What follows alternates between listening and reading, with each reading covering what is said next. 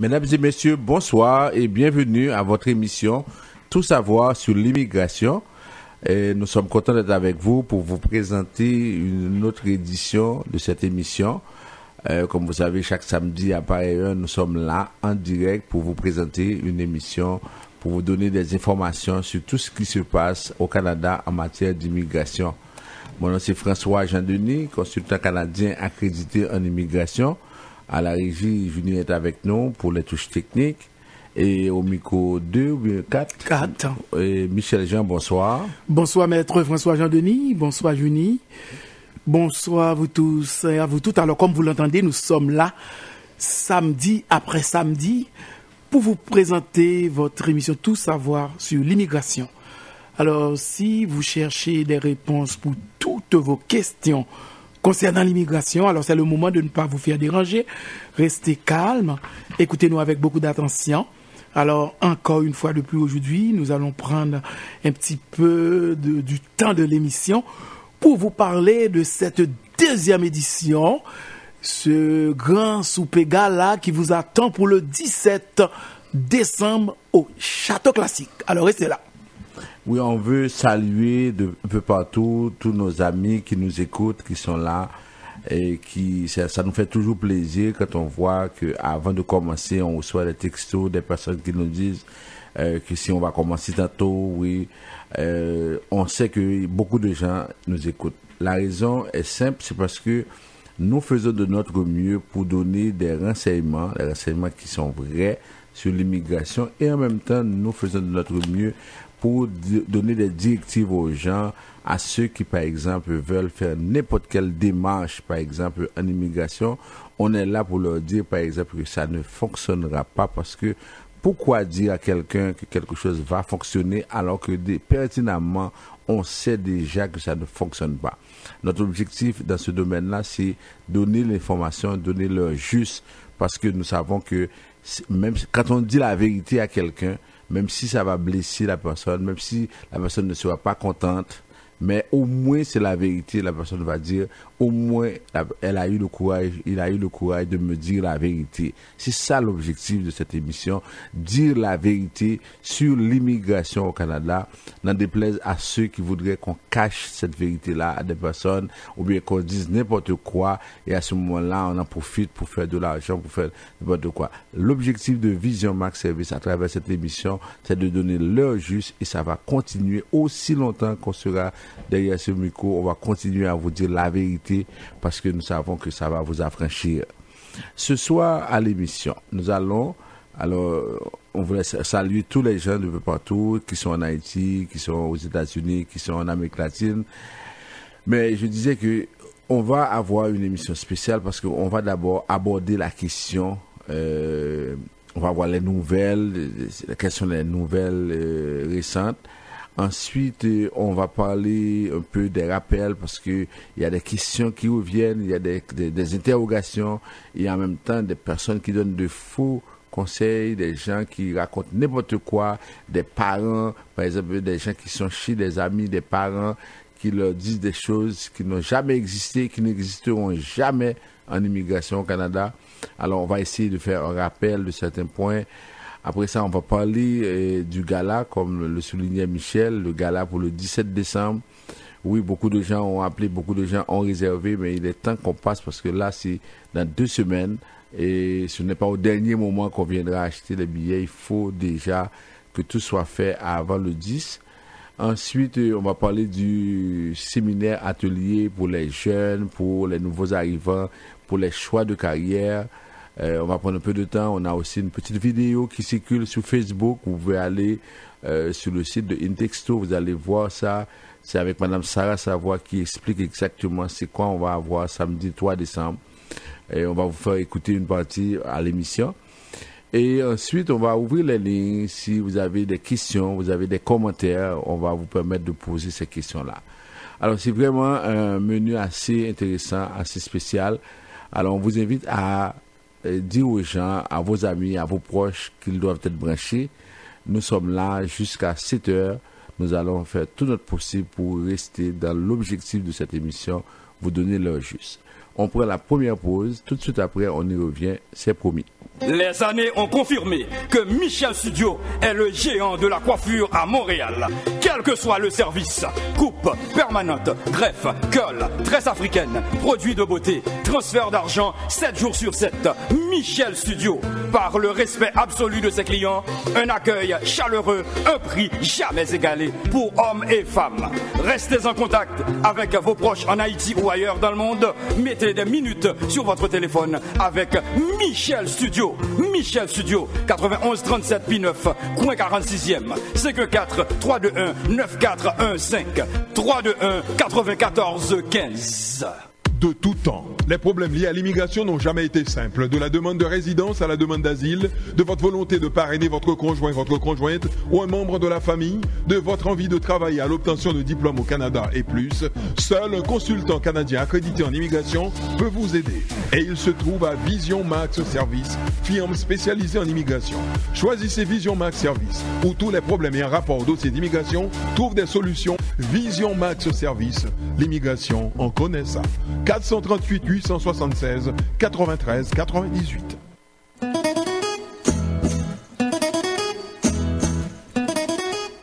Vous suivez votre émission Tout savoir sur l'immigration. On vous rappelle les numéros de téléphone pour nous rejoindre si vous êtes au Canada, le 438-876-9398, le 438-876-9398. Aux États-Unis également, c'est la même chose. Mais si vous êtes en Haïti, vous pouvez nous rejoindre au 48 20 08 78 18, excusez-moi, 48 20 78 18. Et en même temps, il y a un autre numéro, c'est le 22 09 76 82. Il y a deux numéros en Haïti pour nous rejoindre. 22 09 76 82, 48 20 78 18. En même temps, vous pouvez aller sur notre site www.visionmaxservice.com. Vous pouvez même acheter votre carte de gala à travers le site Eventbrite. Si vous ne pouvez pas vous déplacer, vous pouvez également acheter votre billet. Et vous pouvez aussi voir, par exemple, les différents services. On parle surtout aux gens qui sont à l'extérieur, qui sont en Haïti, qui nous écoutent au CAI, dans le département du Sud-Est, et dans l'Ouest, et même dans le Bas-Tibonite. Alors, si vous voulez avoir plus de détails, en allant sur notre site, vous allez avoir des détails. Vous pouvez également nous envoyer des textos, vous envoyer des messages sur WhatsApp au numéro 438-876-9398. Quand vous le faites, il faut donner des précisions. Parce que quand vous me dites, j'aimerais venir ici au Canada, et puis, bye, ou bien, ok, ça ne me dit absolument rien, et ensuite, c'est pas comme ça qu'on procède. À ce moment-là, si vous me dites que moi, je suis telle personne, je suis, par exemple, étudiant, ou bien j'aimerais étudier au Canada, voilà mon numéro de téléphone, et à ce moment-là, j'aimerais vous parler, là, je peux faire le suivi avec le bureau à Port-au-Prince, et là, on pourra vraiment échanger. Mais dire que j'aimerais faire venir toute ma famille au Canada, c'est pas une information, et puis de toute façon, moi, je ne réponds pas, je ne donne pas des réponses à des textos ou des messages WhatsApp. Je ne donne pas ça. Ça veut dire que vous envoyez un message, moi, je transfère ça au bureau à Port-au-Prince qui va coordonner avec vous, qui va prendre un rendez-vous téléphonique, et c'est comme ça que vous allez avoir toutes les réponses par la suite. Alors, j'espère qu'on va faire le nécessaire, on va essayer de comprendre, parce que aujourd'hui, c'est pas seulement des pays comme Haïti, des pays comme, je ne sais pas, la République dominicaine, ou bien le Chili, ou bien tous les pays à travers le monde voudraient venir au Canada. Et à ce moment-là, ce qu'on fait, on se dit, il faut essayer de bien coordonner les choses, et surtout pour nous autres qui donnons les vraies informations. On sait qu'il y a beaucoup de gens un peu partout qui nous appellent, ou bien qui veulent vérifier. Souvent, les gens veulent vérifier avec nous. On leur a dit des choses, ils disent, est-ce que c'est vrai, est-ce que ça existe? Et dans la plupart des cas, effectivement, ça n'existe pas. Et c'est comme quelqu'un qui dit, oui, on peut faire venir des paysans d'Haïti pour travailler comme travailleurs saisonniers agricoles. C'est simple, il suffit d'aller à l'ambassade et puis de faire ça. Et il n'y a rien qui soit plus faux que ça. Ce sont des gens qui disent n'importe quoi, et c'est pourquoi souvent ils nous appellent, et on a le courage de leur dire que c'est faux, ça n'existe pas. Alors, on commence avec les nouvelles. D'abord, on apprend, c'est sous la plume de Diane Lacaze, comme journaliste, qui dit que le Canada est à la recherche de travailleurs francophones.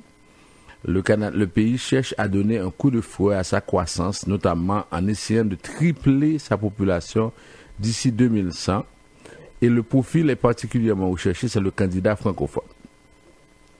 On constate que le Canada, c'est un géant et il se sent un peu dépeuplé. Le Canada, comme vous savez, possède une superficie de 9 900 000 km² pour 36 millions d'habitants. Si on compare, par exemple, la France a 66,6 millions d'habitants pour 675 000 km². Souvent, on dit que le Québec fait 3 fois la France en superficie. Et pourtant, la France a 66 millions d'habitants. Jusqu'à présent, le Canada a 36 millions d'habitants. Un autre pays comme, par exemple, on sait que le Canada, en termes de superficie, vient directement après la Russie. Deuxième superficie mondiale, mais 36e État le plus peuplé. Ça veut dire qu'on prend les États-Unis, par exemple, c'est 3e superficie mondiale, mais en même temps 3e population mondiale, après la Chine, après l'Inde. Alors vous voyez que voilà que le Canada a la 2e superficie mondiale, mais la population est en 36e position dans le monde en termes de population. Alors on dit que là il faut faire quelque chose parce que le pays peut accueillir beaucoup plus de personnes. Alors, depuis 2008, il y a des programmes qui favorisent l'immigration, des programmes qui ont été mis en place par l'ancien gouvernement, le gouvernement de M. Harper, mais ça a tendance à continuer ou bien à avoir encore beaucoup plus d'effets avec le gouvernement libéral. On dit que c'est un pays qui est créé grâce à l'immigration. Alors, il faut continuer à mettre des programmes sur pied pour aider, pour permettre à plus de gens de venir au Canada. Chaque année, le Canada accueillait 260 000 personnes. En 2017, le Canada compte recevoir 300 000 personnes, suivant le plan d'immigration qui a été proposé au Parlement à la fin du mois d'octobre. Alors maintenant, il y a un projet qui s'appelle l'Initiative du siècle, qui propose de tripler la population du Canada en la portant à 100 millions d'ici 2100. Ok, on veut, ça c'est un projet, on veut arriver à 100 millions d'habitants d'ici 2100. Et les francophones doivent être contents parce qu'on dit que si on veut tripler la population du Canada, on va accorder une place de choix, une place importante aux candidats francophones. Alors on dit qu'il est possible de vivre et de travailler en français hors du Québec. Alors, on rappelle que le Québec est la province en majorité francophone, mais toutes les autres provinces actuellement recherchent des francophones parce que le Canada reste et demeure un pays bilingue où le français et l'anglais sont pratiqués. Alors là, on travaille là-dessus et c'est pourquoi on dit que le Canada fait tout son possible pour aider le plus de candidats francophones à venir ici.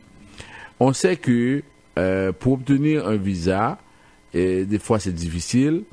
On sait que dans certains programmes, c'est très difficile d'arriver, mais il y a beaucoup de programmes qui sont en train d'être mis en place, notamment le programme de permis d'études qui permet à beaucoup de jeunes, à beaucoup de personnes de venir ici. Et c'est pourquoi dans beaucoup de forums, notamment comme Destination Canada, on essaie d'attirer l'attention des candidats qui veulent arriver ici. Et il y a des métiers qui sont en recherche. Une des choses qu'on dit souvent, et je m'adresse surtout à ceux qui sont à l'étranger, qui voudraient venir, et c'est à vous de vous adapter à ce que le Canada veut, mais non pas le Canada qui va s'adapter à ce que vous avez maintenant.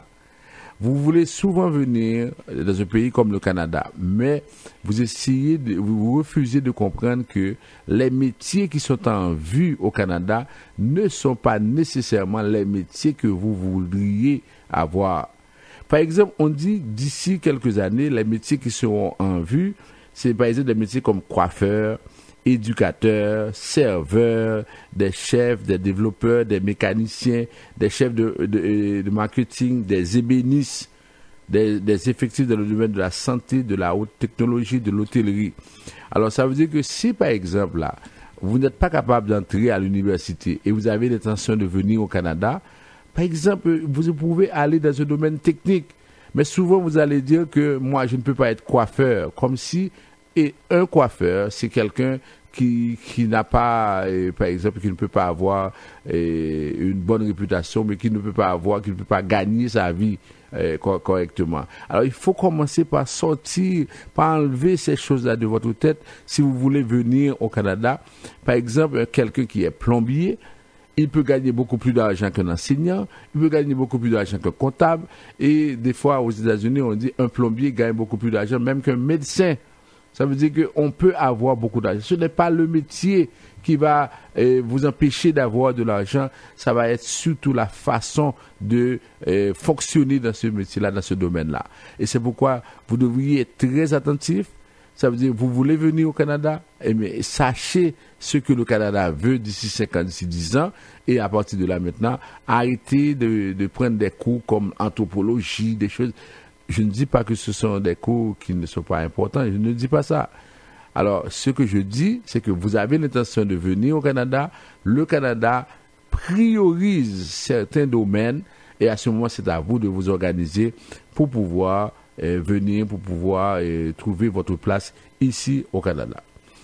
Toujours dans ce même domaine, c'est-à-dire pour les gens qui veulent venir au Canada, on a parlé depuis quelque temps des Juifs qui veulent venir au Canada en grand nombre depuis l'élection de M. Donald Trump. On constate que de plus en plus, les Juifs ont tendance à déménager pour venir au Canada. On voit que de plus en plus, ces gens-là veulent venir au Canada. On dit que les Juifs canadiens représentent la 4e communauté de diaspora derrière les États-Unis, le Royaume-Uni et la France. Ça veut dire que parmi les communautés juives les plus influentes, les plus importantes au monde, vous avez la communauté juive des États-Unis, du Royaume-Uni, de la France, et la 4e, c'est la communauté juive du Canada. Alors on dit de plus en plus, des Juifs pensent à venir au Canada, et on leur dit qu'il faut faire attention parce que là maintenant, s'ils veulent venir au Canada, alors il faut savoir comment fonctionner. Il y a à peu près 36 millions de Juifs, par exemple, il y a à peu près 36 millions de Canadiens, et vous avez à peu près 391 665 Juifs qui vivent au Canada. Alors la population juive au Canada représente 1% de la population canadienne. Alors on veut augmenter ce nombre-là. Et on sait que la majorité des Juifs canadiens, ils vivent dans l'Ontario. On a à peu près 226 000 personnes de communauté juive qui vivent en Ontario. Ça veut dire que ça représente une bonne partie de cette communauté-là. Alors, on est en train, à partir de l'élection de M. Donald Trump, on est en train de penser, c'est-à-dire dans la communauté juive aux États-Unis, de traverser ou bien de déménager parce que souvent les propos de Donald Trump vont mettre en colère ces juifs-là parce que comme c'est quelqu'un qui est tellement changeant, alors et c'est quelque chose qui se passe et on constate que sur le site de l'Immigration Canada, il y a beaucoup de demandes qui commencent à se faire. Pas seulement pour les Juifs, on voit également l'intérêt des Américains pour les études au Canada bondi après l'élection de Donald Trump. L'intérêt des Américains pour les universités canadiennes s'est accru significativement depuis l'élection de Donald Trump à la présidence. Par exemple, le site d'inscription de l'Université de Toronto a fait l'objet de 10 fois plus de visites en provenance d'ordinateurs aux États-Unis et depuis l'élection de M. Donald Trump. Et le 8 novembre, on dit que le site a reçu un nombre inhabituel de 1000 visites. Avant, c'était 1000 visites, mais on a constaté que le lendemain, le site a reçu plus de 10 000 visites des États-Unis. les gens, les étudiants, par exemple, visitent les sites du collège de l'Université de Toronto, l'Université McGill à Montréal et d'autres collèges, même le collège d'Arson. Beaucoup de collèges reçoivent des visites d'étudiants étrangers parce qu'ils disent que on ne sait pas de quoi demain sera fait avec ce monsieur-là. Alors, de plus en plus, on constate que des étudiants vont arriver. Mais c'est sûr que dans le plan d'immigration du Canada, on a un nombre qu'on va recevoir, c'est-à-dire on prévoit un nombre d'étudiants, on prévoit un nombre, il y a des quotas. Alors si effectivement la tendance se maintient, il y a beaucoup d'étudiants étrangers en provenance des États-Unis, c'est sûr que ça va déranger les autres étudiants internationaux dans les pays africains, dans les pays comme Haïti, dans les pays en Amérique latine, parce que ces gens-là, ils ont plus de moyens, et puis c'est sûr que on va trouver des écoles qui vont quelque part favoriser ces étudiants-là au lieu de prendre d'autres personnes. Alors on va suivre, on va voir est-ce que c'est une tendance qui se maintient, mais ça rapporterait beaucoup d'argent au gouvernement canadien parce qu'on sait que ce programme d'études d'étudiants étrangers, ça rapporte plus de 83 milliards de dollars par année au Canada. Ensuite, on continue, on dit que la Colombie-Britannique, c'est toujours la première destination des étudiants étrangers au pays. Alors, on dit jusqu'à présent, les universités britanno-colombiennes détiennent la plus grande proportion d'étudiants internationaux, 17,6% au pays. Et on dit que c'est parce qu'il y a des écoles qui sont très, très bien cotées en Colombie-Britannique. On dit que ce secteur génère actuellement 27 000 emplois. Entre 2010 et 2015, le nombre d'étudiants étrangers a augmenté de 44%, passant de 90 000 personnes à 130 000. Pour 2016, la province vise une augmentation de 50% par rapport à 2010. Alors là, on passe maintenant dans la province du Québec avec le chef du Parti québécois. C'est M. Jean-François Lisée qui, jeudi dernier, a plaidé l'urgence d'avoir des règles claires sur la laïcité et l'immigration. M. Jean-François Lisée a présenté sa politique en matière de laïcité, de francisation, d'immigration et d'intégration. Alors, pour M. Lisée, d'abord, on dit qu'on doit rapporter à plus tard le débat sur l'interdiction du voile intégral, et la burqa et le niqab, dans l'espace public. Alors, le PQ entend interdire aux employés de l'État de porter de tchador, ce voile qui recouvre la tête et le corps. OK?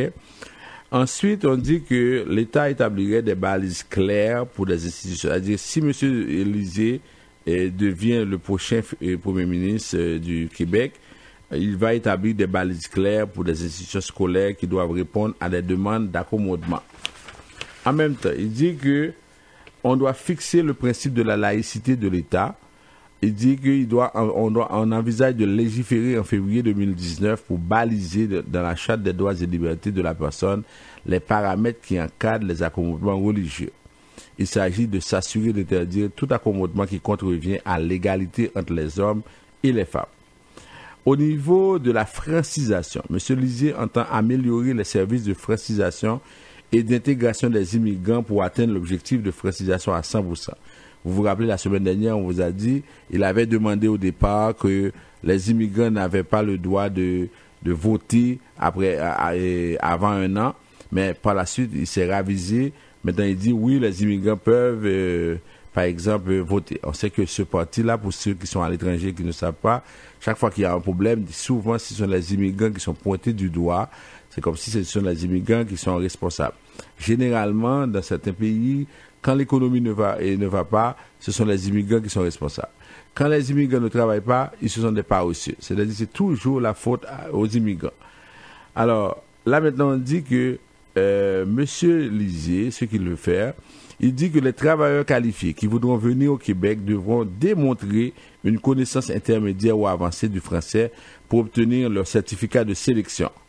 C'est une clause éliminatoire. Alors, on doit démontrer une connaissance intermédiaire ou avancée du français. C'est déjà le cas. Mais cependant, c'est que avec le PQ qui prendrait le pouvoir, on va insister davantage là-dessus. Alors, il dit que il faut dépolitiser le processus de détermination des seuils d'immigration en confiant à la vérificatrice générale du Québec la tâche de faire des recommandations au gouvernement. La vérificatrice sera assistée dans son travail par des experts en démographie, en emploi et en intégration. Alors c'est ça un peu l'ensemble des propositions faites par M. Jean-François Lisée, le chef du Parti québécois. On apprend également que le Premier ministre du Québec, M. Philippe Couillard, alors qu'il participe au sommet de la francophonie, il a annoncé qu'il va donner 3,5 millions aux étudiants francophones du Sud. Alors, il était à Antananarivo pour le sommet de la francophonie. Il dit qu'on va faciliter les séjours d'étudiants des pays du Sud au Québec, mais il n'imposerait pas pourtant une clause pour s'assurer qu'ils rentrent chez eux à la fin de leurs études afin de prévenir la fuite des cerveaux. Alors, il a annoncé ce coup de pouce de 3,5 millions aux étudiants du Sud qui viendront poursuivre une formation collégiale technique au Québec.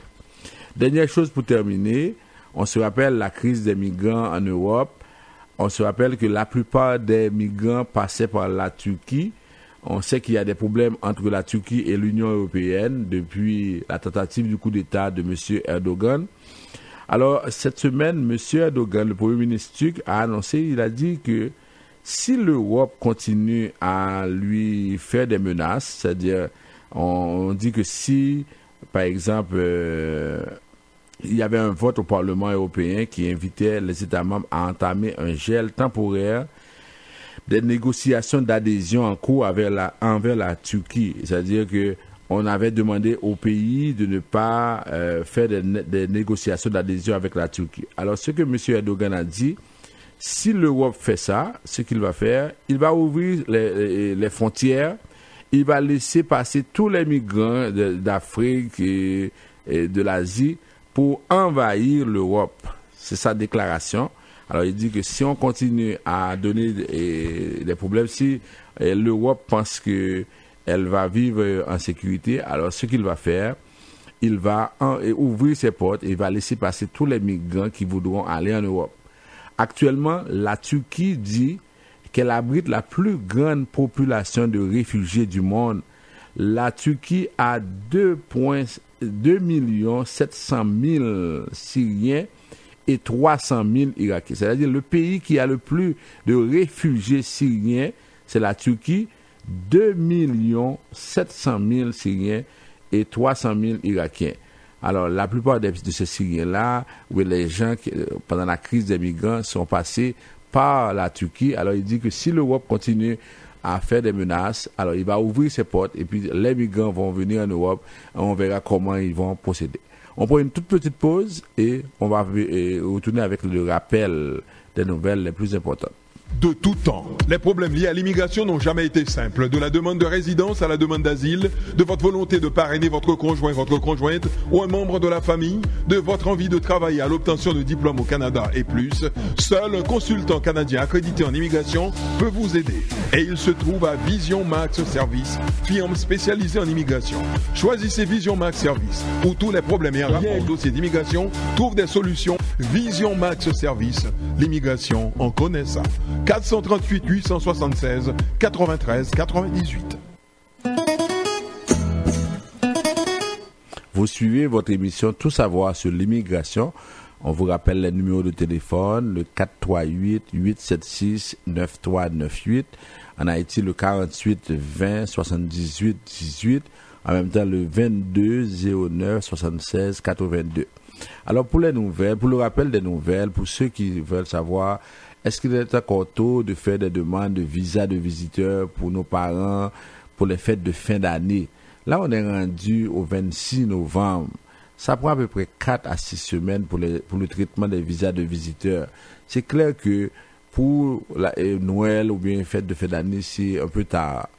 Alors, ça veut dire que si vous voulez que la personne vienne en janvier, oui, on peut toujours faire la demande, mais c'est un peu tard. Faire la demande pour Noël ou bien pour le jour de l'an, parce que le délai est trop court.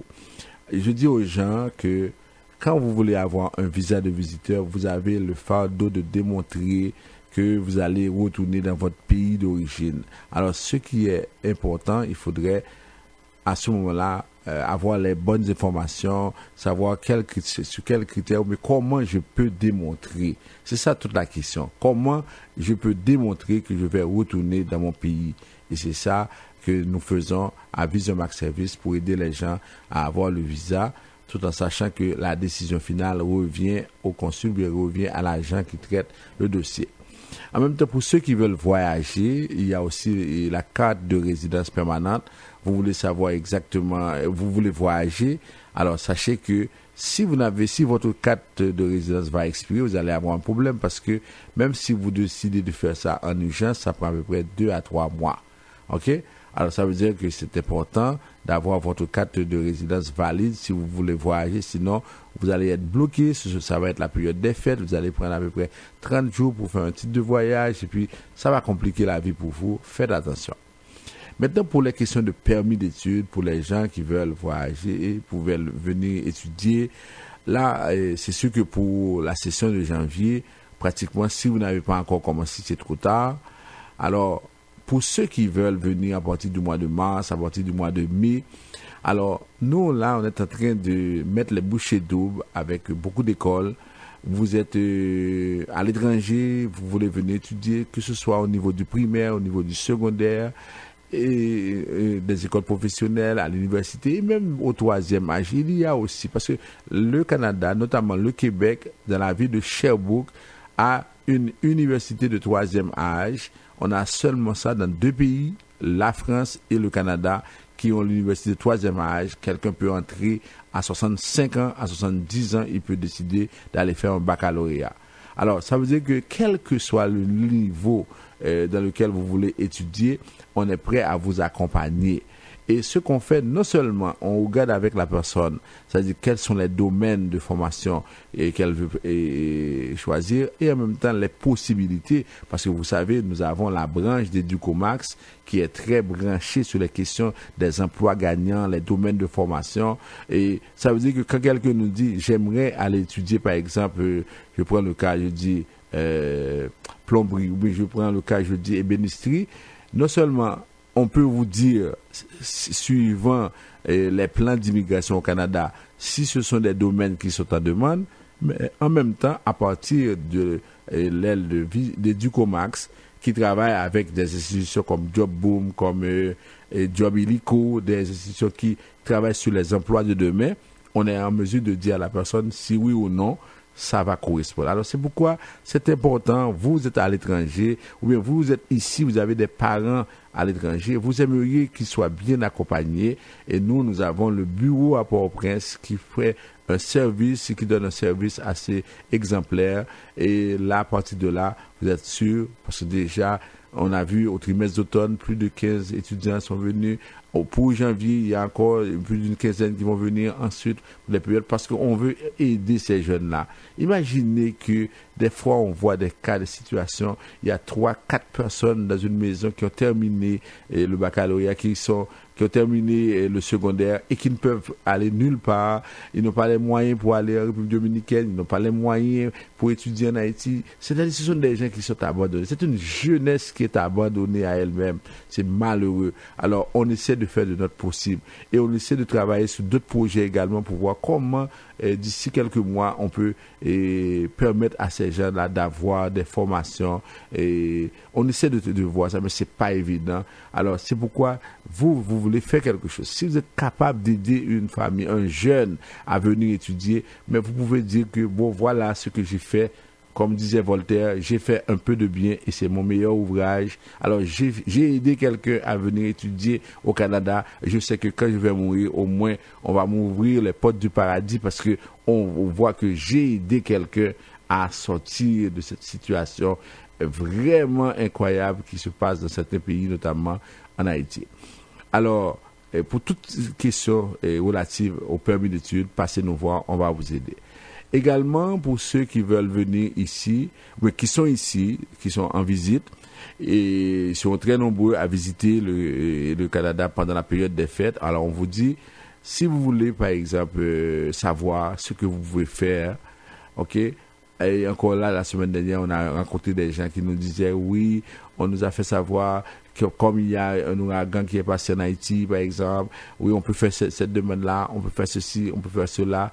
Ça veut dire que rien, comme je vous dis, rien n'a changé au niveau du système d'immigration au Canada, parce qu'il y a eu des ouragans. C'est pas parce que, ça veut dire, il faut comprendre que le Canada comme pays ne peut pas toujours se mettre ou surveiller ce qui se passe par exemple dans un pays comme Haïti et puis appliquer sa politique d'immigration. Parce que le Canada fait affaire à 192 pays dans le monde où des ressortissants sont intéressés à venir au pays. Alors il faut faire attention avec ça. Alors vous êtes de passage au Canada, vous voulez savoir si oui ou non vous voulez rester, vous pouvez rester dans ce pays-là, alors vous passez nous voir, vous appelez et nous on va analyser avec vous et on va vous donner l'heure juste et on va vous dire vous avez un visa de visiteur. Le premier réflexe c'est de pouvoir retourner parce que vous êtes venu pour visiter. Ok? Si jamais il y a quoi que ce soit, vous avez un problème, là on va vous accompagner, on va vous dire si c'est possible de le faire.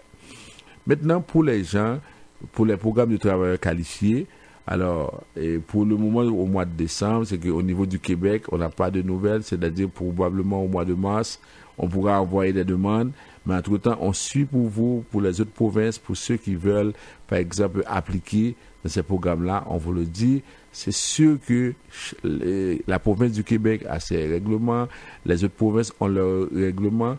Alors souvent les gens disent oui, moi je suis qualifié, oui je suis ingénieur, oui je suis agronome, oui je peux travailler, je parle français, même si vous remplissez tous ces critères-là, mais si on ne choisit pas, si on ne donne pas la possibilité de recruter, on ne peut rien faire à ce moment-là.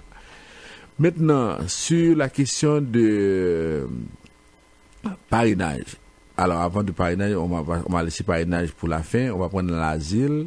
Ceux qui veulent faire une demande d'asile ou bien une demande de considération humanitaire, souvent je vois les gens qui ont tendance à dire ah bon, là maintenant on peut faire une demande de considération humanitaire, on va rester, on a un visa. Mais il faut rappeler que la demande de considération humanitaire, c'est une demande de dernier recours. Et généralement dans cette catégorie-là, à peu près 10 à 20% de personnes sont acceptées. Alors ça, c'est pas vraiment une option à choisir. Il y a d'autres choses qu'on peut faire. Et c'est pourquoi, si vous, par exemple, vous décidez de faire, par exemple, une demande d'asile, mais là encore, il faut que vous ayez des problèmes, il faut démontrer des choses, il faut que vous soyez préparés, il faut que tout soit correct parce que à la commission de l'immigration, on va vous poser des questions, vous allez avoir une audience de près de 3 heures. À ce moment-là, si vous ne savez pas ce que vous dites, c'est sûr que vous allez échouer et ça a des répercussions sur vous parce que après un certain temps, on va vous demander de quitter le pays, peut-être après vous n'aurez jamais de visa, ça complique les choses. C'est pourquoi ce n'est pas une décision que vous pouvez prendre à la légère, il faut réfléchir avant de prendre cette décision-là. Maintenant, pour le parrainage, pour terminer, il y a 2 aspects. Premier aspect, parrainage de conjoint.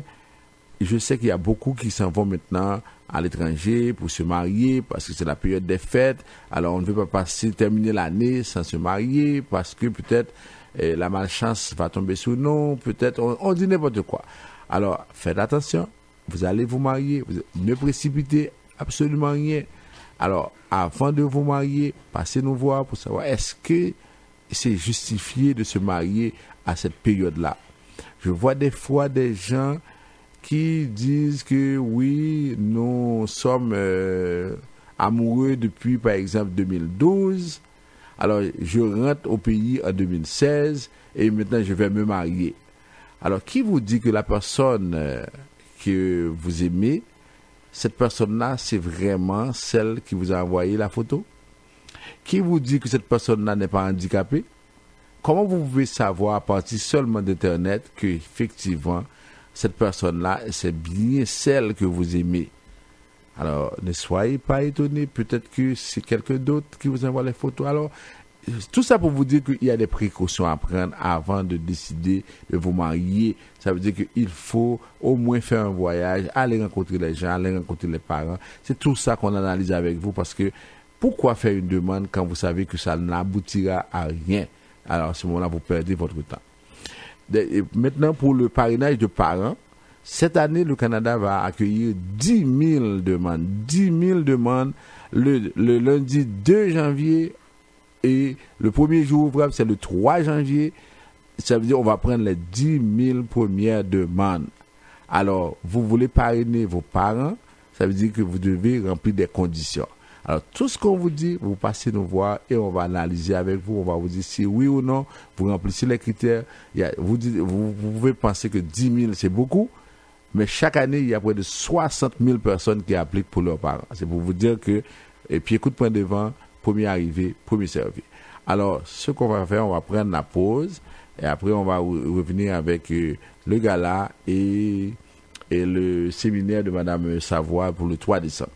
L'indépendance est un état d'esprit, la beauté une vision, l'élégance une attitude. Dieu créa la terre et l'Institut de coiffure mixte imaginaire au 9101 du boulevard Saint-Michel à Montréal. Mission, apprivoiser la chevelure, proposer des traitements naturels pour tout type de cheveux, défriser, traiter, coiffer, couper, tresser, greffer, colorer vos cheveux. Envisagez la coiffure autrement par la quintessence du raffinement pour les hommes et les femmes branchés, soucieux de leur image. Garantir la touche et la coupe tendance pour un résultat 100% excellence. Conjuguer, réinventer les soins de vos cheveux au présent pour une coiffure, une coupe qui reste en tête, bien faite, parfaite. Institut de coiffure mixte imaginaire ouvert 7 jours sur 7, 9101 boulevard Saint-Michel, entre Légende et Louvain. Info coiffure 328 25 98.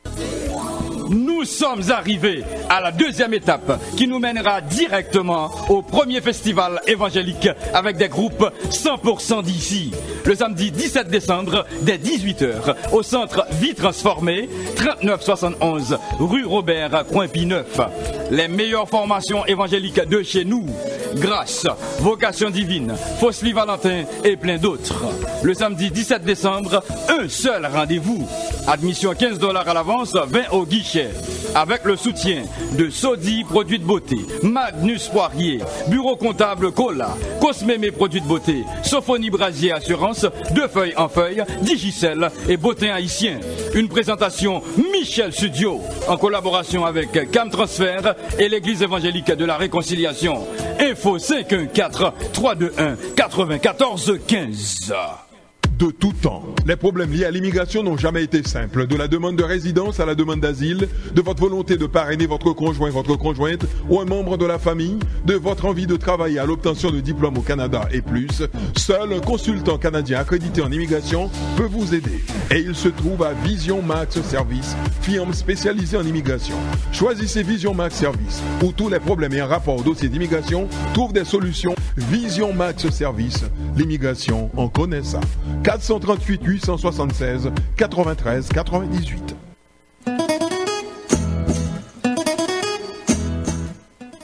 Vous suivez votre émission Tout savoir sur l'immigration.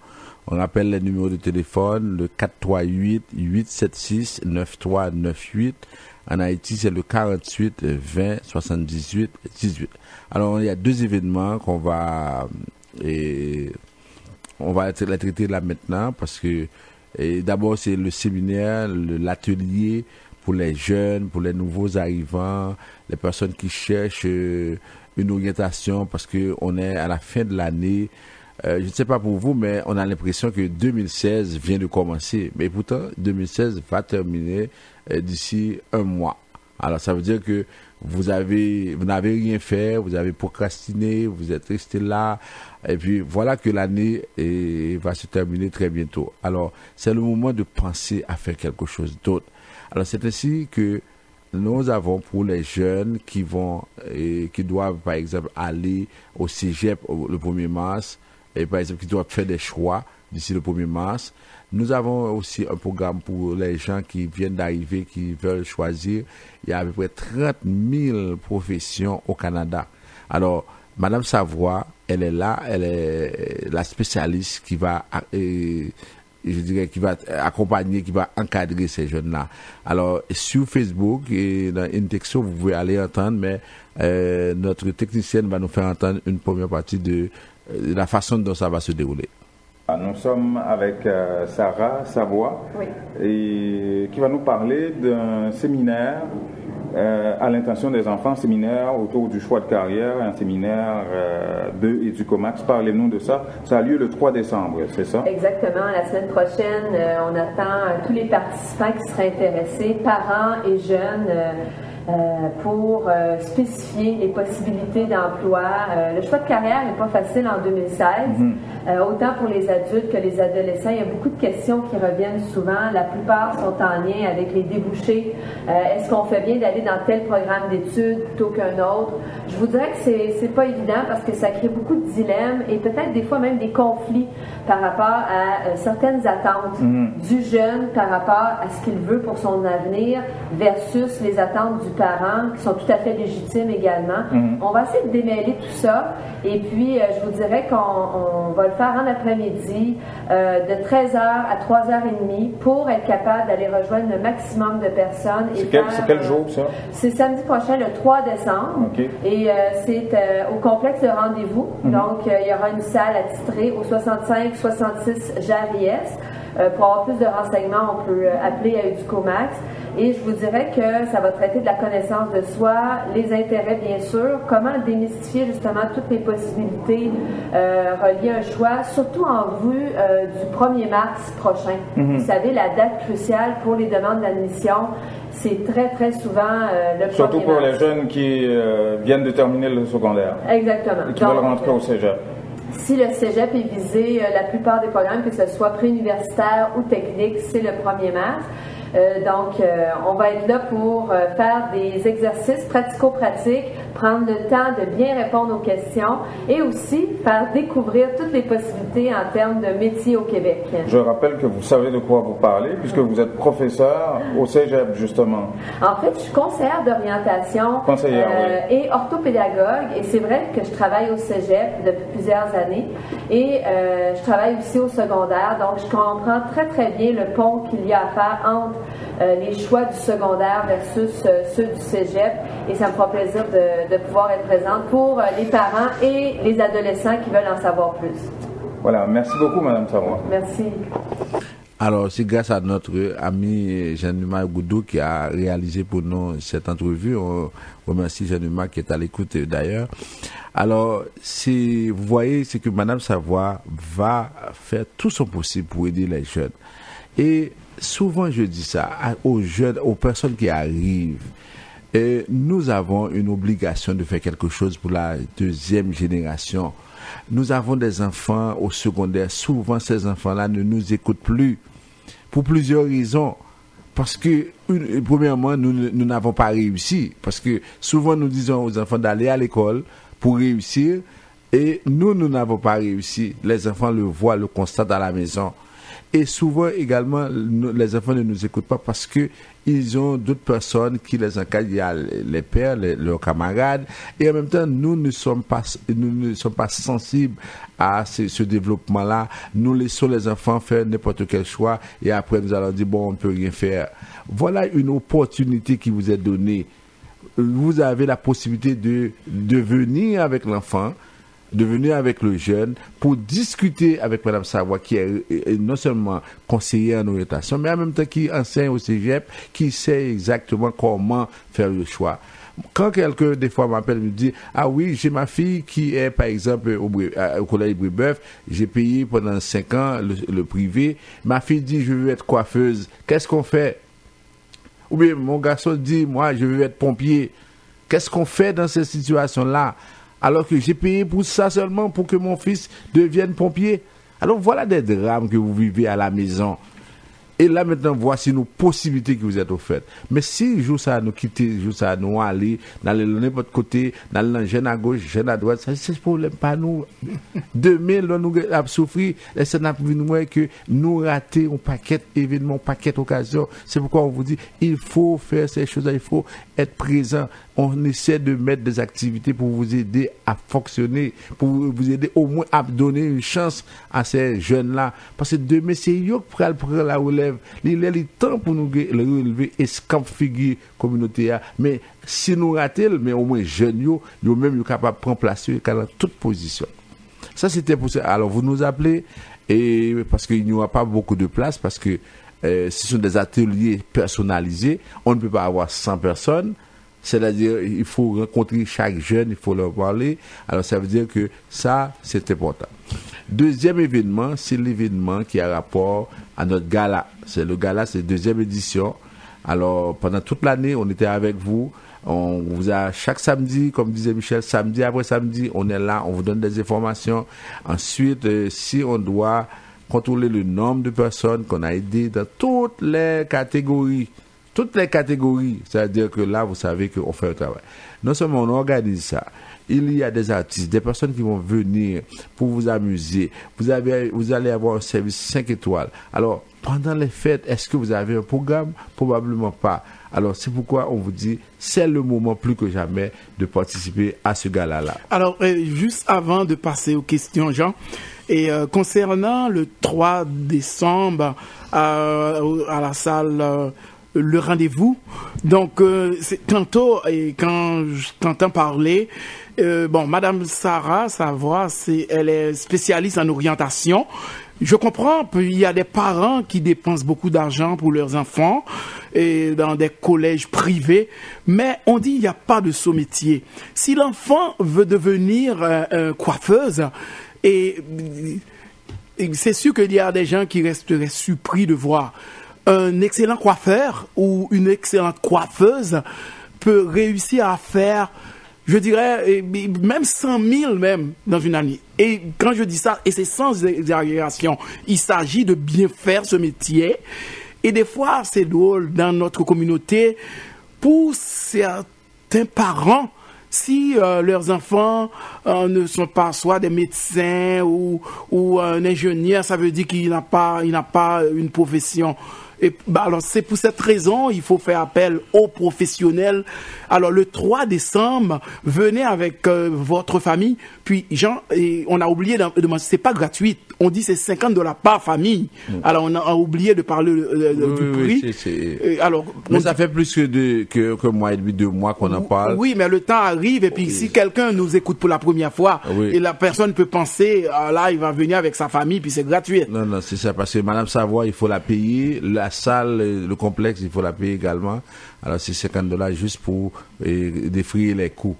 Mais avant de passer aux questions, Michel, je dis aussi aux gens, pour le gala, c'est que il faut passer prendre les cartes parce que là il y en a, ils ont réservé, mais il faut finir avec cette mentalité. Oui, c'est pas à la porte.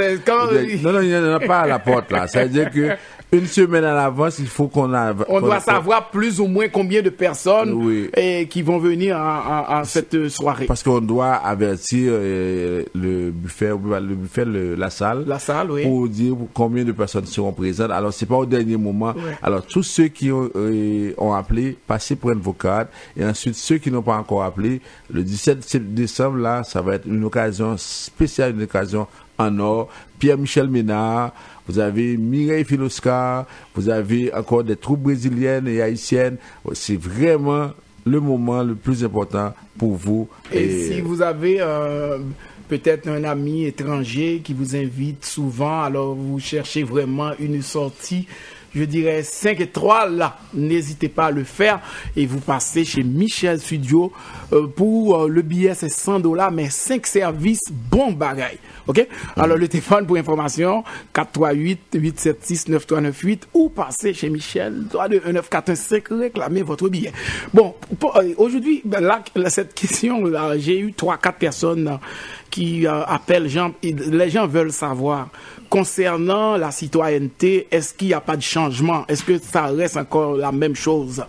Jusqu'à présent, parce que pour avoir le changement, il faut que les gens comprennent, d'abord le Parlement doit voter cette loi, ce qui n'a pas été fait.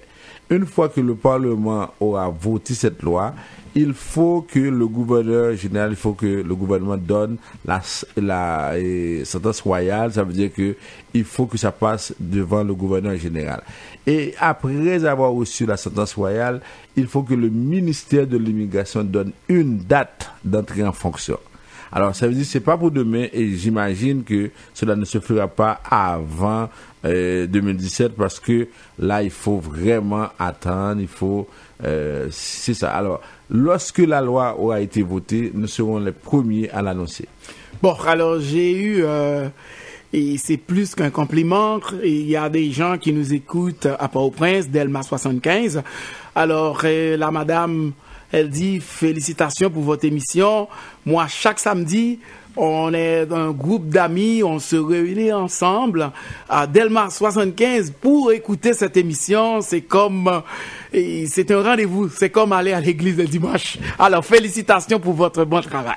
Ok, merci. Bon, alors, il y a une autre question. Maître Jean-Denis, j'ai entendu la semaine dernière dans une station de radio, pas radio communautaire, dans une autre station, que l'immigration du Québec veut prioriser les gens qui viennent dans des pays francophones, des gens qui parlent le français. Alors, Maître Jean-Denis, pensez-vous que Haïti est inclus dans ces genres de pays? Bon, oui, Haïti fait partie de la francophonie. On a eu une délégation, je pense qu'ils sont encore à Madagascar, pour le sommet de la francophonie. C'est clair que Haïti fait partie de la francophonie et on vient d'annoncer que il y a une tendance d'ici quelques années, on va prioriser le candidat francophone. Parce que pendant longtemps, surtout avec le gouvernement de M. Harper, c'était surtout les anglophones qui étaient priorisés. On a vu, même pour les tests de français, un test de français. Imaginez, un candidat veut passer un test de français pour venir au Canada. Le test de français coûtait 3 fois plus cher que le test anglais. Alors, vous voyez la discrimination. C'est une façon de vous bloquer à la base, depuis au départ. C'est ça. Alors, ce gouvernement dit qu'on a pris, M. McKellen a donné son opinion plusieurs fois sur ce sujet-là. On dit, on va corriger, on va rectifier le tir. Alors, oui, Haïti fait partie, mais cependant, le problème avec Haïti, c'est que on est resté traditionnel. On est resté dans les métiers traditionnels également. On ne veut pas changer. Quand quelqu'un nous appelle Michel d'Haïti, il nous dit, moi j'aimerais venir étudier la médecine à l'Université de Montréal. Alors Jean, c'est comme hier, j'ai écouté aussi dans une émission de radio, alors un chauffeur d'autobus qui fait 120, 150 000 $, parce qu'un chauffeur qui accepte de faire des overtime là, peut faire jusqu'à 150 000. Alors on compare un professeur ne fait même pas la moitié de son salaire. Alors là, pour un Haïtien, tu vas lui dire chauffeur d'autobus, c'est quelque chose de très terre-à-terre. Là. Oui, c'est ça. Alors, oui, on comprend l'environnement dans lequel ils vivent, mais de plus en plus, on doit leur dire qu'il y a des métiers qui ont beaucoup de valeur. Par exemple, c'est vraiment... le Canada se base aujourd'hui sur les métiers techniques, les métiers professionnels. Alors, ceux qui nous écoutent là, parce que là, dans tout le département du Sud avec Radio Macaya, département Sud-Est, Télé-Express, et Radio Solidarité à Port-au-Prince, et même dans le Nord, ils sont branchés sur ces 3 stations-là. On reçoit, maintenant, Jean, on reçoit plus des appels venant de l'extérieur que de Montréal. Bon, okay. Mais moi, maintenant, je vais dire aux gens aussi qui participent, qui nous parlent, à partir de la semaine, samedi, qu'on ouvre les lignes, qu'ils puissent nous parler de là-bas. Parce que... Alors, ce qu'on leur dit, c'est que aujourd'hui, vous êtes dans les possibilités d'entrer à l'université. Parce que, imaginez, on a seulement à l'école des infirmières de Port-au-Prince, il y a eu à peu près plus de 5000 inscriptions. On va recevoir 150 candidates. Dans les facultés agronomie, INAGé, il y a près de 10 à 15 000 inscriptions. On va recevoir à peu près 300, 400. Alors, vous voyez tous ces étudiants-là qui sont là. Mais entre-temps, il y a peut-être Canado Technique, il y a JB Damien, il y a par exemple d'autres écoles. Ils ne vont pas parce que leur objectif, c'est qu'ils veulent venir. C'est normal. Vous pouvez avoir, par exemple... En tout cas, c'est la culture française. C'est beaucoup de complexes qui sont développés au cours de pas de l'histoire, mais au fur et à mesure. Et finalement, on a l'impression que on parle des professions libérales. C'est-à-dire, surtout avec la question, les métiers qui peuvent, je pense, donc je suis... Alors là, c'est les gens qui nous écoutent en Haïti aimeraient que cette émission diffuse à travers le pays. Parce que les gens sont en train vraiment d'apprendre. Parce que là-bas, souvent, comme je disais tantôt, les gens pensent que si vous n'êtes pas soit médecin, soit un ingénieur, c'est comme si vous n'avez pas de profession. Mais en écoutant cette émission... les gens découvrent certaines choses. Quand je parle de... En tout cas, ça veut dire que pour ça, oui, pour répondre à la question, pour terminer, oui, Haïti fait partie de la francophonie, mais il faut faire beaucoup plus de choses. Il faut que, par exemple, le président français est venu au Québec pour négocier des tarifs pour les étudiants étrangers. On a besoin de dirigeants en Haïti pour venir ici au Québec également, négocier avec le Premier ministre des tarifs spéciaux pour les étudiants haïtiens, parce qu'on ne veut pas nous donner ça facilement. Alors, c'est tout pour aujourd'hui. Je vous laisse avec Michel. Alors, merci à Junie, merci d'avoir été là. Je vous souhaite une très bonne soirée. Alors, le gala, n'oubliez pas, passez pour réclamer vos billets. L'atelier, le séminaire, le 3 décembre, il y a quelques places qui restent. Passez au bureau, vous allez vous inscrire pour participer. Merci.